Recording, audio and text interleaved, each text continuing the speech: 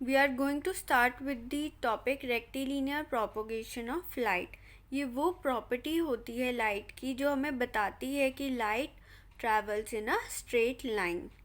हम इसको एक एग्जाम्पल के थ्रू भी समझ सकते हैं. एक हमने स्ट्रेट पाइप ली है, एक हमने बेंट पाइप ली है. स्ट्रेट पाइप से ही हम कैंडल की लाइट देख सकते हैं. अगर हम ऑपोजिट साइड से देखेंगे तो हमें ये यहाँ पे लाइट नज़र आएगी, पर हम अगर इस केस में लाइट देखेंगे तो हमें नज़र नहीं आएगी बेंट ट्यूब की वजह से. सो हम इससे क्या पता लगा सकते हैं कि light always travels in a straight line. यहाँ तक तो लाइट पहुँची ही नहीं ना, क्योंकि वो बेंट ट्यूब है. So this is the rectilinear propagation of light. Light travels in the straight line, and this is called the rectilinear propagation of light. Now we are going to discuss about the two important terms. First is ray of light. Ray of light को हम ऐसे represent कर सकते हैं, और जो arrow है वो हमें ये बताती है कि किस डायरेक्शन में लाइट जा रही है. और ये स्ट्रेट क्यों है? क्योंकि हमें ये पता है कि लाइट हमेशा स्ट्रेट लाइन में ट्रैवल करती है. और बीम ऑफ लाइट क्या होती है? जब बहुत सारे रेस को हम मिला देते हैं, बहुत सारे बंच ऑफ रेस को हम एक साथ अगर हमें रिप्रेजेंट करना हो तो हम उसे कहते हैं beam of light. So a bunch of ray of light in the given direction is called the beam of light. Our next topic is pinhole camera. ये एक डिवाइस है जो वर्क करता है लाइट की एक ही इम्पॉर्टेंट प्रॉपर्टी पे. वो कौन सी प्रॉपर्टी है? कि light always travels in a straight line. और इसमें जो इमेज बनती है वो कलर्ड बनती है, इन्वर्टेड बनती है. इन्वर्टेड मीन्स उल्टी इमेज बनती है, और स्मॉलर इन साइज. हम जो ऑब्जेक्ट की इमेज बनाएंगे वो ऑब्जेक्ट से जो इमेज होगी वो छोटी मिलेगी. सो ये प्रॉपर्टीज़ ऑफ इमेज है जो हमें ऑब्टेन होती है with the help of pin hole camera. अब हम पिन होल कैमरा को कैसे प्रिपेयर कर सकते हैं? सो हम 2 बॉक्सेस लेंगे. एक बॉक्स बड़ा होगा, एक बॉक्स छोटा होगा, ताकि वो इसके अंदर स्लाइड कर सके बड़े बॉक्स के अंदर. और दोनों बॉक्सेस को हम एक साइड से पूरा कट कर लेंगे. एक फेस हम, जैसे इसका ये वाला फेस हम ओपन रखेंगे, और जो दूसरा फेस होगा इसका, या हम एक बॉक्स के जो बड़ा बॉक्स होगा उसमें हम मिडल में होल कर देंगे, और जो सेकंड बॉक्स होगा जो छोटा होगा उसको हम स्क्वायर शेप में कट करके वहाँ पे ट्रेसिंग पेपर लगा देंगे. और हम क्या करेंगे, ये जो स्मॉल बॉक्स है इस बॉक्स के अंदर हम इसको इंसर्ट कर देंगे. ये बन गया हमारा पिन होल कैमरा. अब हम ये देख लेते हैं कि इसको हम यूज़ कैसे करेंगे. यूज़ करने से पहले आपको ये बात पता होनी चाहिए कि ये वाला फेस जो होता है ये हमारा ओपन फेस है. ये वाला हमारा जो साइड होता है उसमें पिन होल है. तो हम क्या करेंगे, ये जो होल है वो ऑब्जेक्ट की तरफ रखेंगे, और यहाँ से हम लोग इमेज देखेंगे.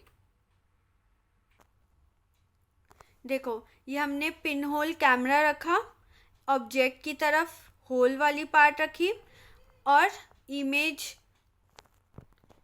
फॉर्म हुई है ऑपोजिट साइड पे. कहाँ पे? ट्रेसिंग पेपर पे. और हम कहाँ से देख रहे थे? ओपन फेस से देख रहे थे. एक्चुअली फिर से हम इसको देख लेते हैं एक बार. जो हमारा होल वाली साइड है वो हम ऑब्जेक्ट की तरफ रखते हैं, और जो ओपन फेस है वहाँ से हम देखते हैं. और स्मॉल बॉक्स को इस तरीके से हम एडजस्ट करते हैं, इस तरीके से इंसर्ट करते हैं कि ट्रेसिंग पेपर पे हमें इमेज नज़र आ जाए. और जो वो इमेज बनेगी वो ट्रेसिंग पेपर पे बनेगी, छोटी बनेगी और इन्वर्टेड बनेगी. इन्वर्टेड मीन्स उल्टी बनेगी, जैसे हमें डायग्राम में देख रहे हैं. सो हम ऐसे यूज़ कर सकते हैं पिन होल कैमरा को. Let us learn about the natural pinhole camera. For example, हम इसको डेली लाइफ से भी रिलेट कर सकते हैं. जब हम किसी पेड़ के नीचे से निकलते हैं, जिस पेड़ पे बहुत सारी लीव्स होती हैं, तो जब हम नीचे देखते हैं रोड पे तो बहुत सारी ऐसे ऐसे शैडोज बनी होती हैं, ऐसे ऐसे हमें पैचेस नज़र आते हैं सनलाइट की।